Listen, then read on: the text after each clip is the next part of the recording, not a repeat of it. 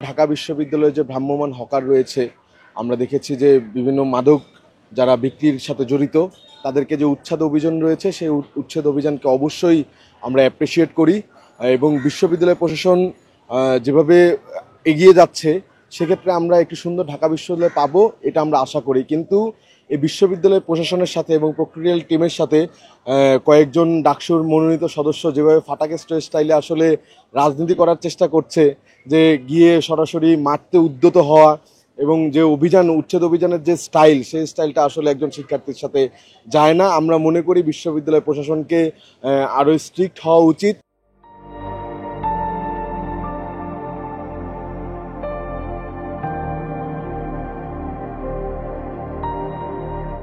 যে বিশ্ববিদ্যালয়ের মধ্যে জীবিকার তাগিদে যারা আসে, যাদের রোজি রুটির ব্যবস্থা এই বিশ্ববিদ্যালয় থেকে হয়, সেক্ষেত্রে রাতে আমরা দেখি যে বিশ্ববিদ্যালয় অবস্থান করে সকলকে গণহারে ট্যাগ দেওয়া হচ্ছে। আসলে আমরা সকলকে গণহারে ট্যাগ দেওয়ার পক্ষপাতী নই। কিছু লোক হয়তো মাদক ব্যবসার সাথে জড়িত থাকতে পারে, সেক্ষেত্রে বিশ্ববিদ্যালয় প্রশাসন আছে, পুলিশ প্রশাসন আছে, আমরা দেখি যে শাহবাগ থানা আছে, নীলক্ষেত থানা আছে, বিশ্ববিদ্যালয় প্রক্টোরিয়াল বডি আছে, তারা মিলেঝিলে কোঅপারেশনের মাধ্যমে তাদেরকে উচ্ছেদ এবং আইনের হাতে তুলে দেওয়া এবং প্রয়োজনীয় ব্যবস্থা নিতে পারে। বিশ্ববিদ্যালয়ের যে শিক্ষার্থীদের প্রতিনিধি হিসেবে কোনটা প্রয়োজন সেটা প্রশাসনকে জানানো হচ্ছে দায়িত্ব।